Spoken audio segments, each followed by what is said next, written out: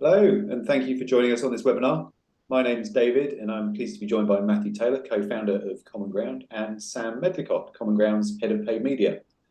In a moment, Matt's going to take you through a presentation exploring one of the most underutilized digital channels for B2B organizations, and that's advertising on the Meta platform. If you've got any questions as we go through the presentation, please feel free to type them into the Q&A section, which you should be able to see at the bottom of your screen. The webinar is being recorded, and we'll send you a link to watch the recording and download a copy of the slide deck after the talk today.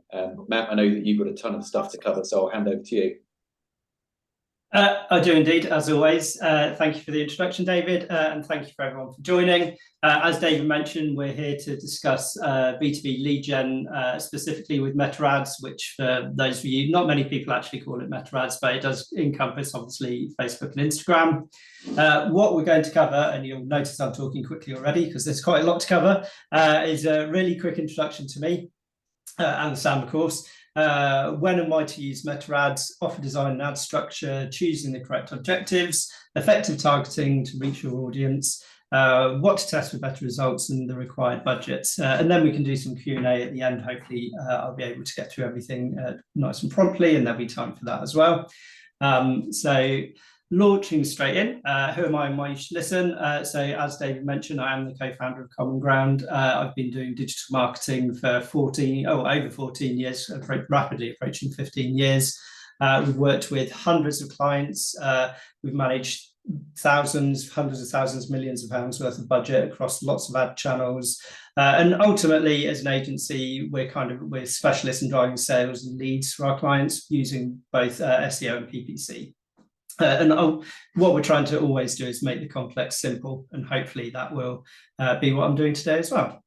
And then as the added bonus today, you also get Sam. She'll be available throughout the webinar in the Q&A, so she might pick up some questions there and answer anything that you do have. If not, she'll jump in at the end as well and answer any questions that you have at the end. And just the last bit about us, I'm not going to go on about us for anything more than this slide. Just to give you some kind of backup that we do actually know what we're talking about. Here's the type of clients that we're working with. So you can see there's a lot of clients here, different industries, different budgets, all sorts of different stages in their product lifestyle or their business life cycle rather.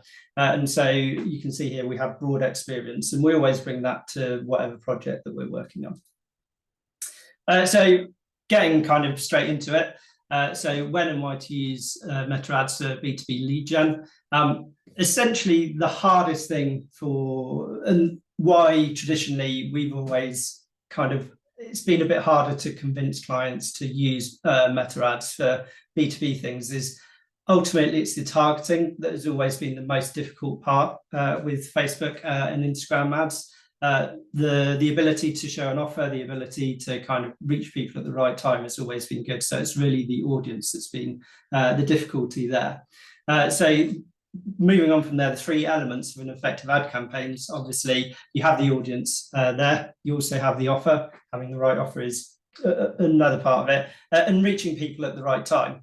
So these are the kind of, I'm sure I don't need to say most of you, these are the three core elements of running effective ad campaigns. And all of these can be really effectively achieved on Meta because the amount of space and the ability to create the ads and the ad creative give you a really great opportunity to get your offer across. Quite frankly, if people have the time to be on Meta, if they have the time to be on Facebook and Instagram, they have the time to consume those offers and consume those ads. And if you can reach the right audience, which Meta have improved significantly recently, then you'll have a really effective ad campaign. And essentially, Meta gives you those three opportunities. And just really quickly first, just a bit more around why, again, Meta works so well for B2B is a lot of you might have seen this. I've seen this in a lot of presentations. I borrowed this from a different presentation. But essentially, there's two ways to grow your business, to grow your B2B and to grow your marketing. The blue line you can see there is a brand building focus. It's a long-term sales growth focus. The grey line is short-term activation and short-term kind of sales to hit those kind of peaks in performance. I like the analogy here. Sales activation campaigns are essentially carbohydrates. Brand building is essentially protein. So from a long-term point of view, the brand building will work really well, will continue to give you that consistent growth, and ultimately it probably gets you further along the kind of the road to where you need to be. But you also need to mix that with your carbs as well, those short-term activation campaigns, especially at the start. If you're new to advertising, if your business is relatively new, or you're just kind of trying to give yourself a boost in performance, getting that kind of carb hit from your sales activation campaigns is really important. And again, these are exactly things that you can do on Meta. So it's really kind of, if you believe in this approach or not, depending on which approach you want to take, Meta can actually help you achieve both of these things. And then obviously we have the traditional funnel as well. So everybody would have seen this. You've got the awareness, consideration, and conversion sections. And you can see here, this is what we present to clients all the time. Here's the different tactics you can use, but paid social comes into all of these areas, and obviously remarketing as well. So obviously from a paid ad point of view, there's all sorts of channels that you can choose for your ad spend. Traditionally, Google has always been favoured. LinkedIn for B2B is obviously, it's the most B2B focused channel that there is. But there's lots of different options. I'm not going to run through all of these, but essentially Facebook and Instagram allow you, it's really good for B2B, and I think people discount it kind of too soon. So here you can see here, we've got paid social and remarketing, paid social and remarketing at different stages of the funnel. And in reality, what that looks like from a meta advertising point of view, at the top of the funnel, you do awareness ads for brand building, you do content promotion, and you do things called instant experiences, which I'll go through in a second. In the middle of the funnel, the consideration stage, where you're trying to engage with your qualified traffic. You can do service promotion, you can do remarketing, again, you can do instant experience, and you can also do lead gen forms directly within the platform as well. And the final stage, conversion, when you're looking to make people, kind of push people over the edge into that buying cycle. Again, lead gen forms, conversion campaigns, remarketing campaigns. These are all features of Meta that you can make use of at different parts of the funnel, depending on what you need for your business, depending on kind of where the gap in your funnel is. So it might be that you've got other channels that work really well from the middle of the funnel and the bottom of the funnel, and you need to actually just top up the top of your funnel. Equally, you might have a gap in the middle or the bottom, and there's options for all of those within Meta advertising. And just because I mentioned them, here's a couple of things that people may be slightly less familiar with. The first one is instant experience ads. This is where you actually click on the ad, it takes over the whole screen on mobile. It's obviously highly mobile optimized. It's designed to capture the attention of people. So once you're on there, it's kind of really eye-catching. There's lots you can do with it. You can use video, photos, carousel, written content. You can get quite a lot of information over to people. You could use this to kind of at the top of your funnel to give that introduction into what the business is, what the services, the broad services are to people who may never have heard of you. So as long as you've got that really important hook to get people to click and open it, you can get loads of information across to people. But it can be used for any goal, including driving traffic to your site. So you do have the option to get people to click from this onto your site as well. The other one, which is lead form ads. So people might be familiar from this because it's a LinkedIn feature as well. But again, it's a mobile optimized function. It reduces the friction is the main thing. So rather than sending people to your site, you'll be getting them to open the form directly within Facebook. It pre-populates fields. It can integrate directly into CRMs. And you can even use call to click functionality as well. So it works really well on LinkedIn. It works equally well on Facebook as well. So you can see here, just going through it kind of removes that friction, especially if your site isn't great, and not everybody's site is. There might be limitations on your site. Using lead form ads is a really great way to kind of bypass the need to improve your own site. So just jumping into each section of the funnel that I've covered. So awareness campaigns, the main thing to remember of awareness campaigns is they're not designed to drive immediate sales. They can drive MQLs, but they primarily you should be using them to drive awareness of your business, your service, your product, or your offering. And your campaign KPIs should reflect this. A common issue that we see with a lot of clients and a lot of prospective clients is they're expecting their awareness campaigns to drive conversions. And ultimately, they almost set themselves up for failure, because that's not what those campaigns are designed to do. So taking a step back and just going, what is the goal for this campaign? What do I need it to do? It's awareness. I need it just to make people kind of draw attention to the business and the service or product that we're offering. So what you'd be doing here is content amplification. I can't say this word today. Content amplification. You could do overview videos of your business or your service, downloadable content, webinars or podcasts. You could do guides, service promotion, whatever it may be. That's kind of what we would be pushing for clients to do at the awareness stage of the funnel. Placements, you would be using kind of a really broad set of Facebook placements and Instagram placements. So feeds, stories and reels, Facebook Business Explore, search results, and the audience network. So this is reaching the broadest possible audience that we can do.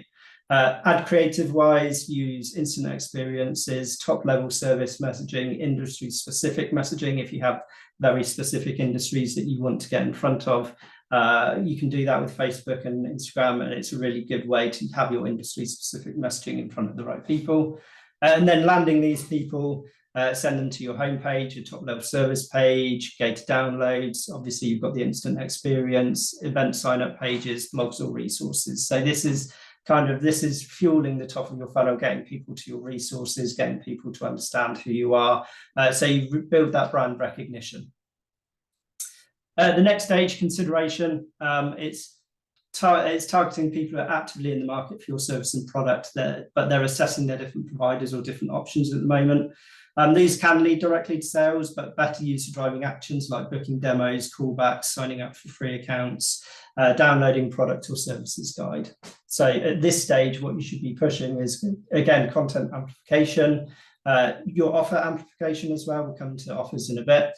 Any award wins that you might have, or kind of any testimonials, reviews, that kind of things that you can put in front of people within your ads. Comparison tables is a really strong one here. Service downloads, and if you have them, demos. And whether you believe in the funnel or not, obviously a lot of people are moving away from the funnel approach. Getting people into a demo, a self-service demo, is probably works equally well if you believe in a sales funnel or you don't believe in a sales funnel. Pushing more people into demos is the way, if you have that sort of product or service, it's the way to kind of really boost your B2B leads. From a placement point of view, you can see here we're starting to narrow down. So it's feeds, stories and reels, Facebook Business Explorer, and the search results. An ad creative point of view, the instant experience and the lead forms that I've just shown you. Videos, feature and benefit carousels, or key feature messaging. So one of the things that we find clients often aren't very good at is actually talking about their product in a way that the customer wants to understand it. So what is the feature and what is the benefit to that customer of that particular part of your product or your service offering? Where you should be landing people at this point are demos or demo sign-up pages, pricing pages. Again, I'm a really big advocate for pricing pages, especially in B2B. If you can add them onto your website, I will hold my hands up at this point and say we don't have it on our website, so it's not for everybody, ourselves included. But if you do have that product or service where pricing is easy to understand and it's got a structure, I would always advocate getting people to that page as quickly as you can.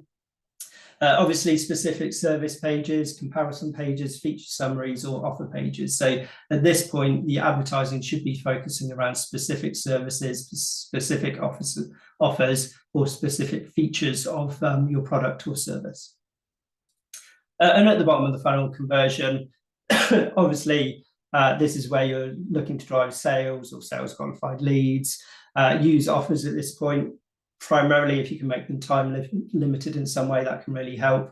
And you should be focusing on the big ticket conversion. If you've got conversion campaigns that are focusing on white paper downloads, that kind of thing, that's that's not conversion, that's middle of the funnel, that's consideration. So you need to be focusing on somebody getting in touch, pulling the trigger on and buying the thing that you want them to buy.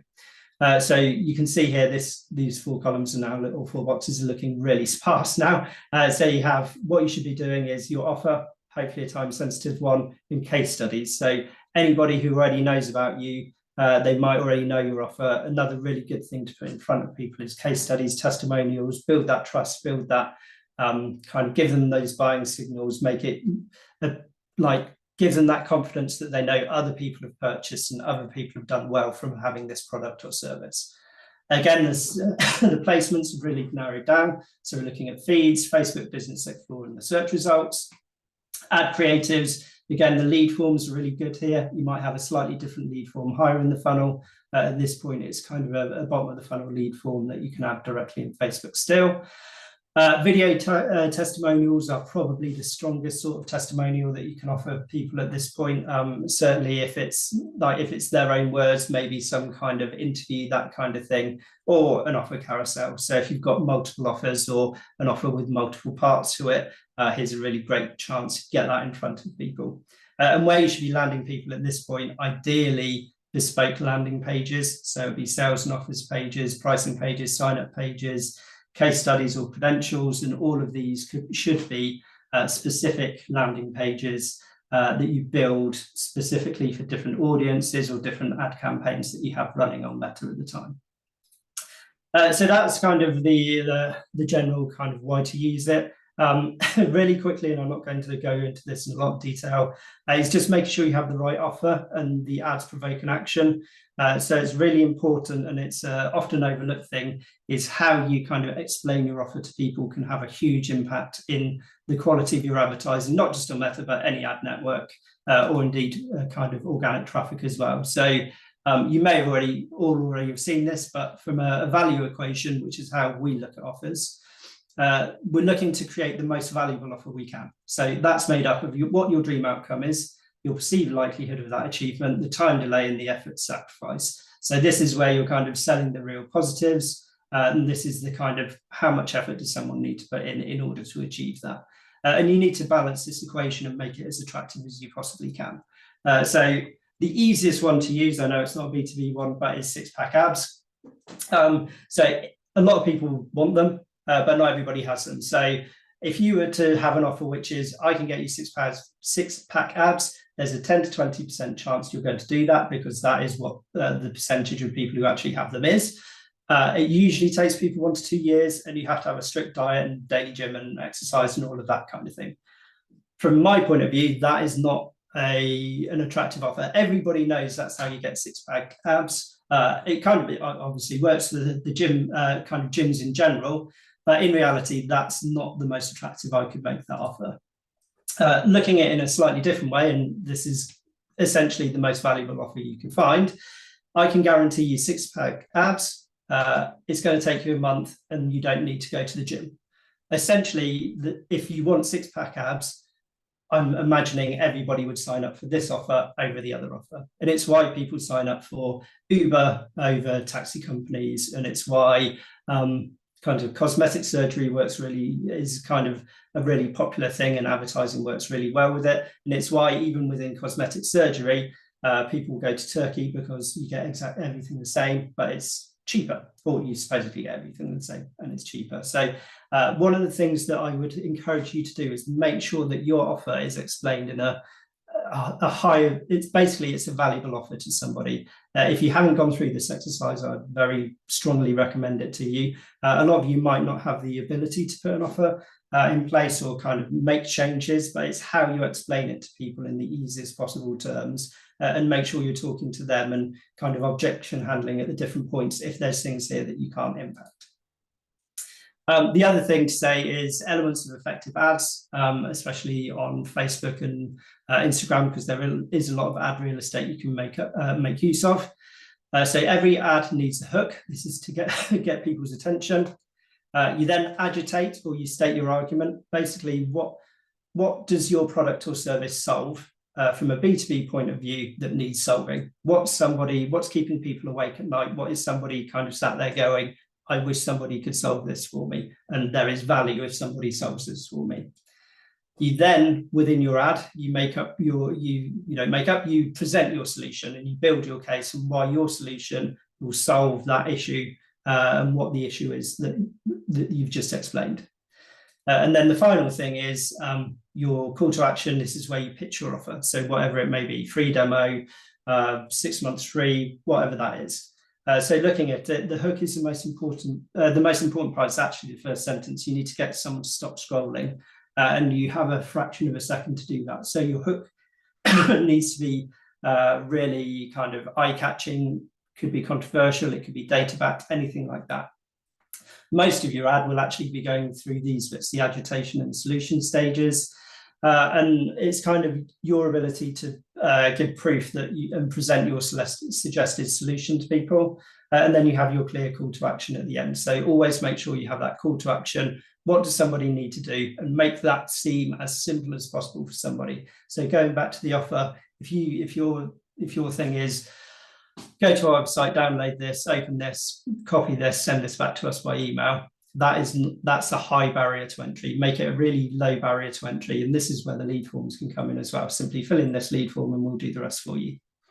So they're the 4 elements of effective ads for Facebook and Instagram. So make sure that you have both an attractive offer and your ads are kind of relating into this. Obviously, we could give you specific examples, but I know a lot of you here are from different industries and different kind of market sectors. So this is what we felt would be more valuable to you. It's kind of what your ads need to make up within them to be effective. The first place actually where Facebook ads, or the next place you need to go to rather, is starting with your objectives. They're not all equal. So depending on how familiar you are with Facebook and Instagram, this is kind of where you start building your ad campaign. So we're getting a bit more into the implementation and the nitty-gritty at this point. So you may have seen this screen here. So these are the kind of the pre-built campaign objectives that you can make use of. So we've got sales, leads, engagement, app promotion, traffic, and awareness. Depending on which one you choose, the cost per click, the competition is going to be significantly different. And so it's worth kind of trialing some and making sure that they're the right ones for you. So here they are, all 4 of them. In reality, if you're doing B2B, most people do not need to do engagement and app promotion as their objectives. They need to focus around the awareness, traffic, sales, and leads ones. Within them, there's kind of sub-objectives. And again, there's lots of them. You can see them. We've mapped them all out here. But in reality, for the vast majority of people in a B2B environment, if you're doing an awareness campaign, you should be focusing on impressions and reach as your objectives. So obviously the difference being impressions is just how many times your ad has been seen, whereas reach is how many different people have seen your ad. From a sales point of view, you would be focusing on either website clicks or calls.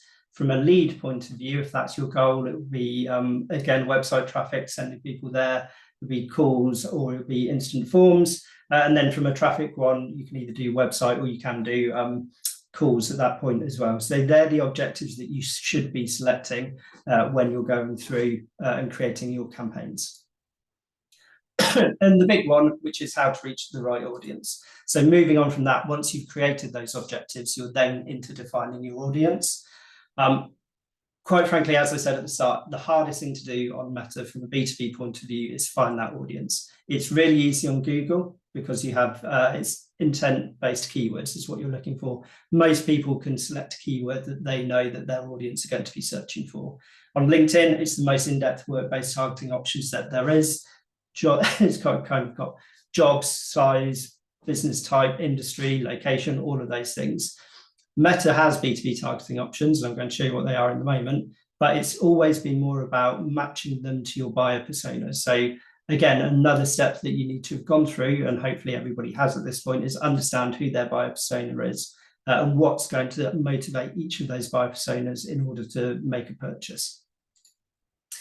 And as I said, finding that audience has always been the hardest part, but actually it's got a lot easier.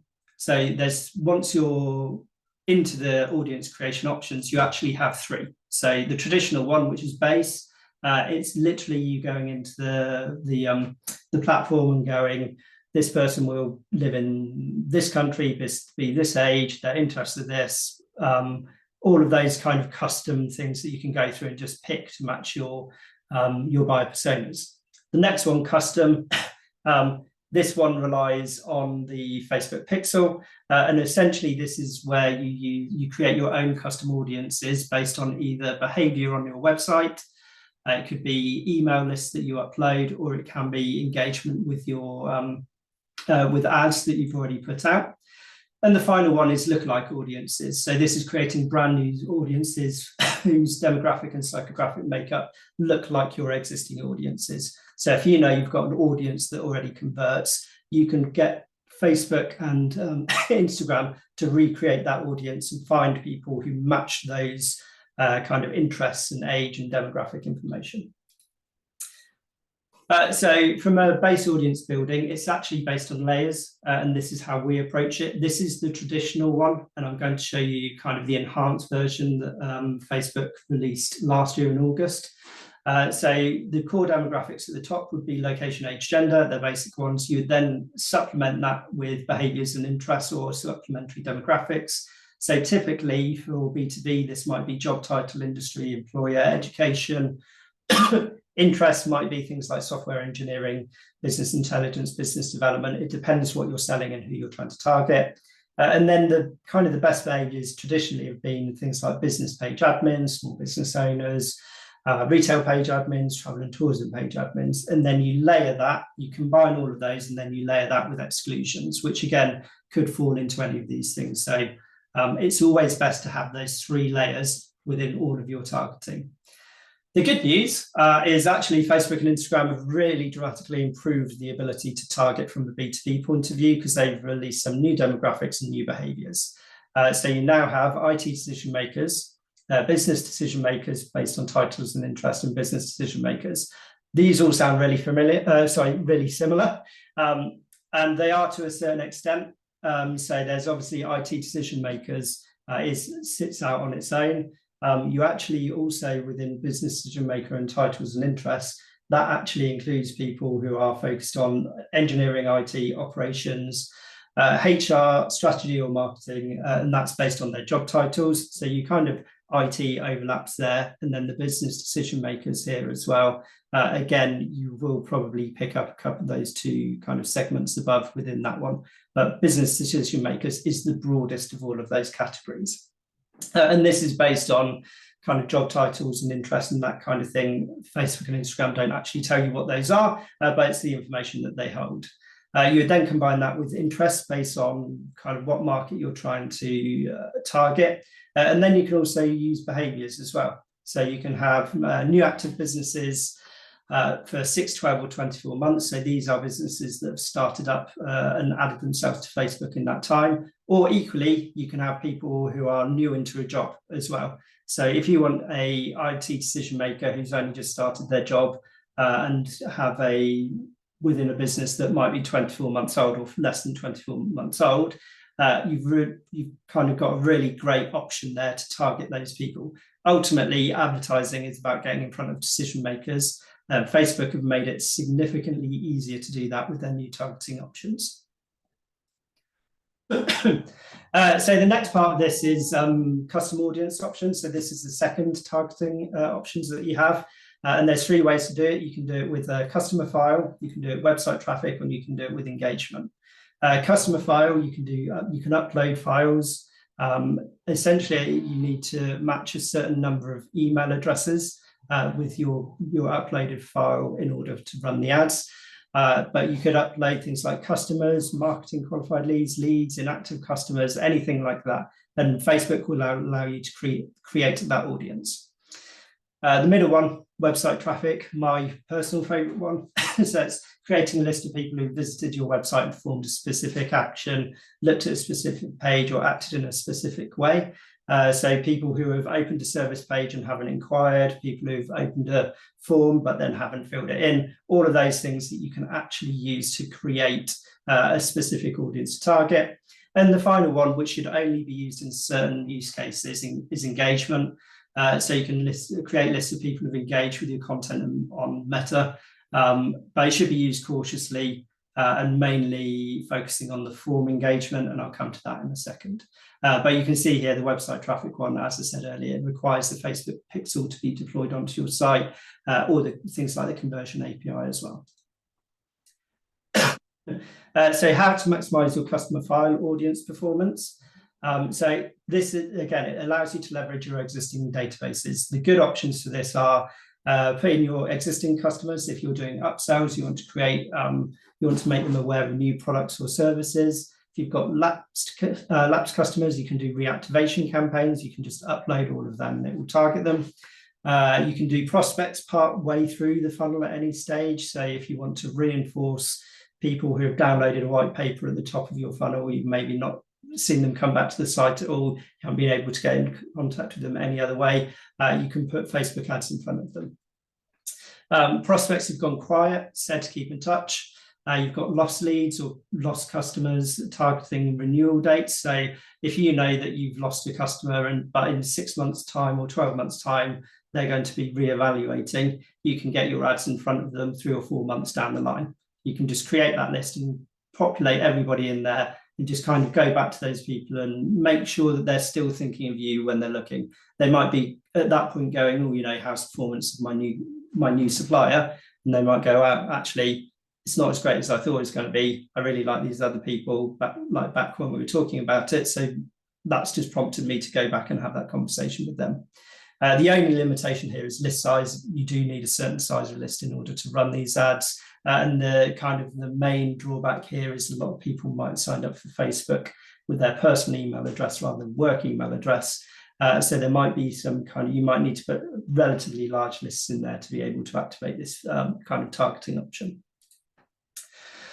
How to maximize your website traffic audience. As I said, it needs to be set up correctly. The best ones are people who have visited specific pages and haven't taken your action, and people who took a high funnel action, but then you want to move them down the funnel into a lower area. So people who have downloaded a white paper, you want to target them with an ad further down the funnel, you can do that. You need to remember to use exclusions to prevent you serving ads for people who've already taken an action. I see this in e-commerce all the time. If I go and buy something, I then see ads for that exact thing all over the place. It's like, don't sell me that, sell me something that relates to that.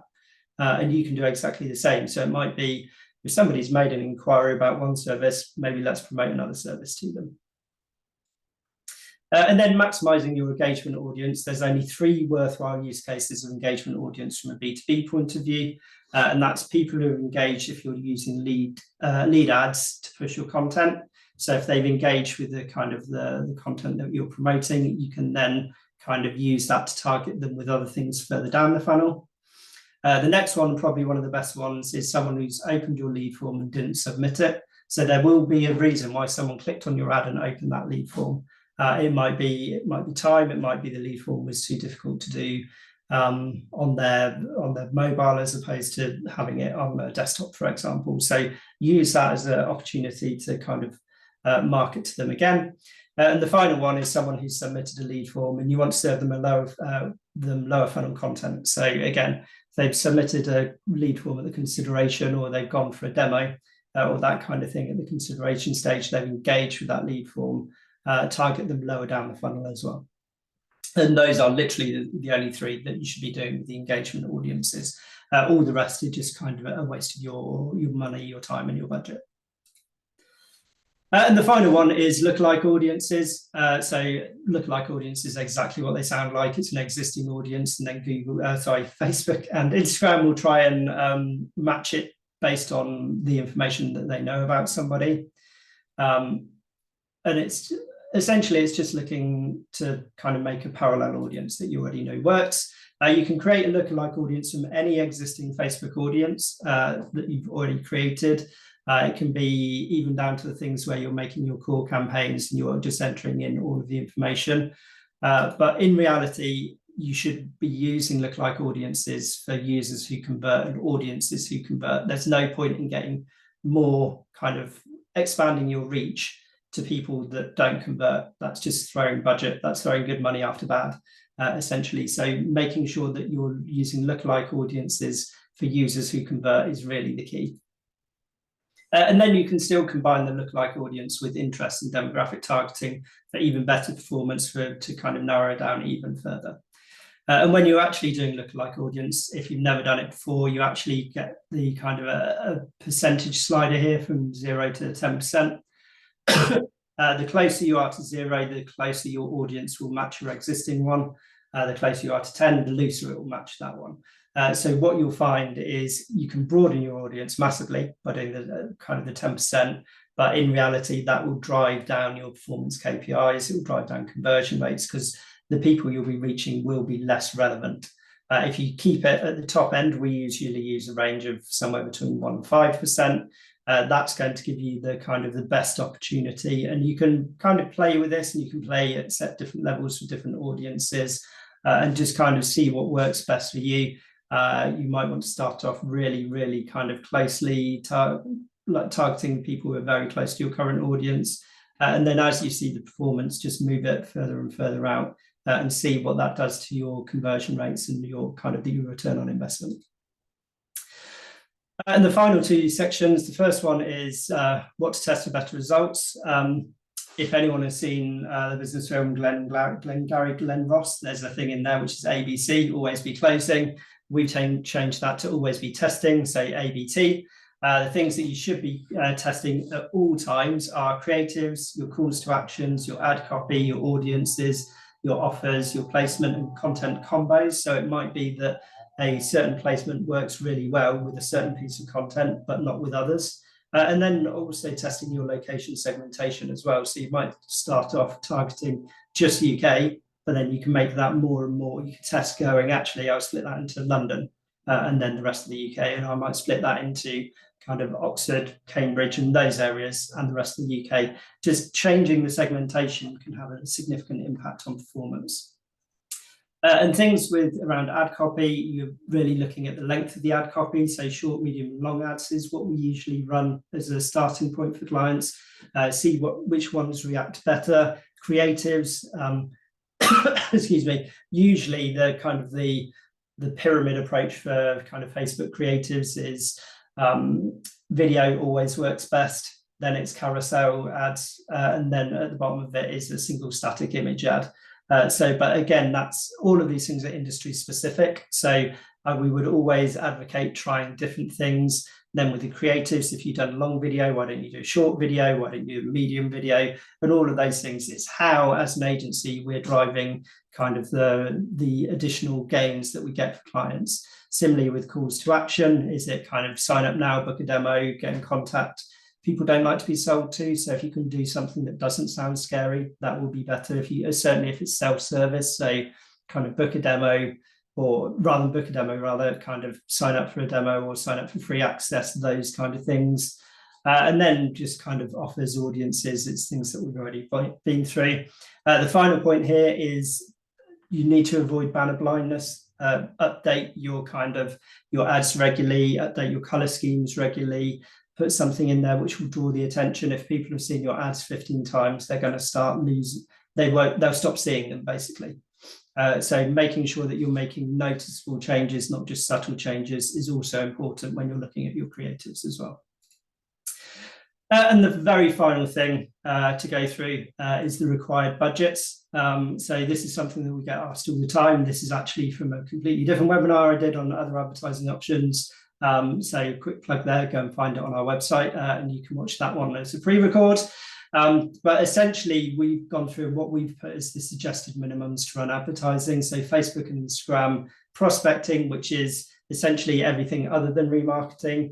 If you don't have a kind of 2 to 4K a month budget, we think you're going to struggle in order to kind of maximize your performance. Obviously you can start low and build it up.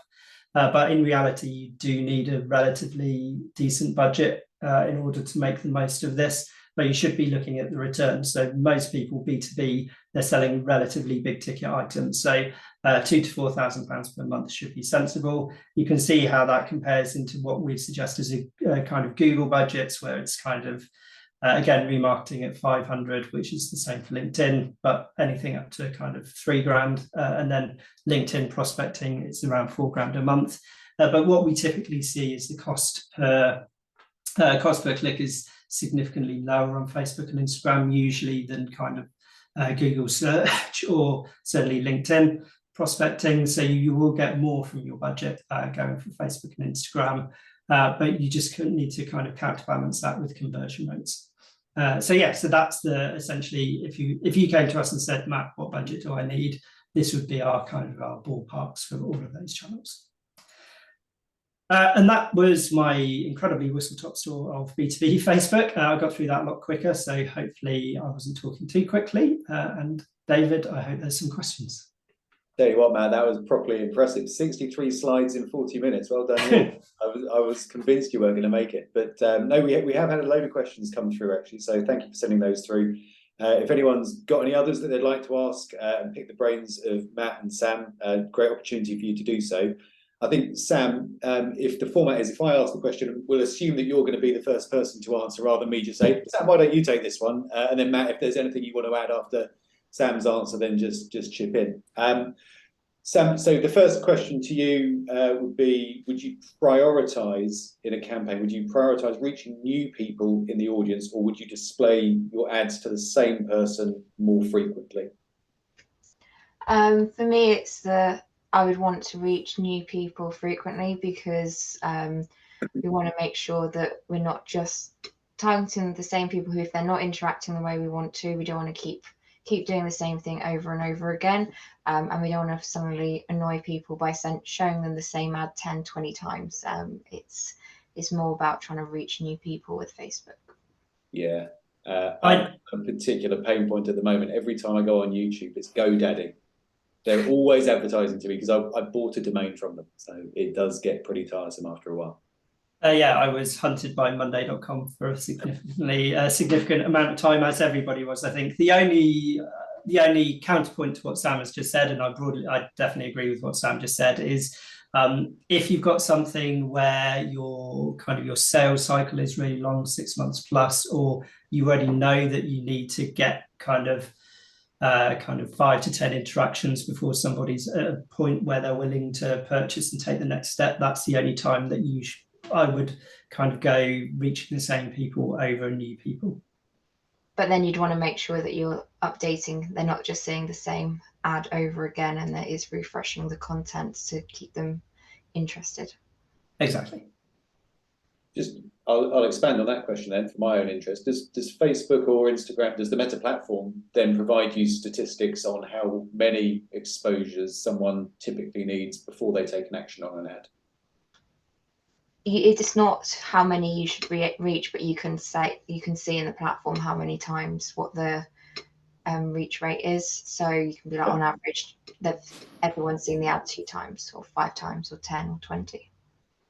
And if you don't know that, you can use the performance based on kind of reach impressions and that kind of thing in order to kind of see where your sweet spot is. A lot of clients that we've worked with have known that they kind of need someone to download a white paper at the very least, and probably had the brand reinforced a couple of times before they're in a point to then take the next step and make an inquiry. Thank you. What call to actions have you seen work especially well or especially badly on Facebook? For me, you want the download now, learn more, depending on what you're trying to push and get them to do. You want to make sure it's relevant, and Facebook can auto determine for it, but I would always recommend having control over your call to action, and then you can test it and learn what works best for you. It's interesting because a lot of people advocate for being free. Something is a free download or free whatever it may be, book a free call. But you have to be careful with that because you get a lot of poor quality leads if you do that. And the other thing is you need to make sure people see a value in the product or the service that you're offering. So if you're able to offer it for free, why would they then want to pay for it? So it might be that there you've got, and I know I mentioned it earlier, there might be free demos or that kind of thing, and you can use it in that kind of thing. But I'd be quite relatively wary of if you refer to something as free. It may be free, you may do a free strategy call, for example, but it might not be the best thing to put in your ad because you might just get a load of really poor quality leads. Okay. Thank you. So will I see better lead gen results if I use a combination of awareness, consideration, and lead gen ads or objectives, rather than just lead gen as an objective on its own? Could you repeat that? Sorry. Yes, it's whether you would expect to see better lead generation results if you combine sort of awareness campaigns, consideration campaigns, and lead generation campaigns targeting the same audience, or just focus all of your budget on lead generation ads. For me, for long-term results, you need to target each area because you need to be filling up that funnel. If you just target the bottom of the funnel with the sort of get a quote, book a demo and stuff, you're going to run out of audience. So it's filling in that funnel and targeting each area with different ads. That's going to give you the long-term success. Yeah, going back to the one of the first slides I did, which was the brand building versus short-term activations. Short-term activations can work, and focusing purely on the bottom of the funnel can work. But if you want to kind of build that and almost to a certain extent wean yourself away from Facebook advertising or any kind of advertising, doing the brand building as well can be beneficial. Whether you do that via advertising or not is largely down to how effective your site is. So for a lot of people, they might have a brand that people are aware of, in which case you don't need to do a lot of brand building. If you get a huge amount of organic or direct traffic, or you're getting traffic from other sources, again, you don't necessarily have to do the brand building and the consideration elements of that. There's a lot, excuse me, there's a lot of clients where they, even at the consideration stage, they just get added to the list of, the boss will say, go and find me 3 people plus this person, and in which case you don't need to do the consideration or the brand building. But effectively, if you've got a brand that isn't known, you're not getting your name out there in any other way, you should be doing the brand building. There's an awful lot of research. Part of that other presentation, which I didn't make use of, was essentially there's a kind of a direct line chart which shows kind of higher brand recognition performance within kind of surveys leads to higher overall business performance. So if you've got it covered elsewhere, just go bottom of the funnel lead gen. If you haven't, I would do some brand building at the top of the funnel, even if it's a relatively small proportion of your budget. Impressions and reach on Facebook is cheap, essentially, as it is on most display channels. So yeah, that would be my really long answer. Super, thank you. And the last question then is, can you run account-based marketing on Facebook so that you're targeting multiple people from the same organization? If you can create the custom lists and they're big enough, that's the biggest issue, is you can't just be like, I want to target that one person in this one company. It doesn't allow that. But if you can create a big enough list, I'd recommend between 1,000 to 5,000 people, then you can do account-based marketing within Facebook or Meta. Thank you. Matt, is there anything you want to add to that? Just for a shade, I'm not actually going to add anything to Sam's answer. Perfect. Thank you. Well, look, they're all the questions that have come through. So thank you everyone who submitted some of those. And thank you, Matt and Sam, for your insights. Really, really valuable. I know I took a lot away from that. For everyone still on the call, thank you for attending. We will be sending around a recording of the webinar and a link to download the slide deck so you can refer back to it later on. If you do think of any other questions afterwards, do drop us a line and we'll be happy to help. And as you leave the webinar, as ever, there will be an exit survey. It is really helpful if you can complete that so that we can find out how useful you found that topic, but also it's a chance for you to suggest other topics to cover in future webinars. So thank you all for attending and look forward to seeing you soon. Thanks.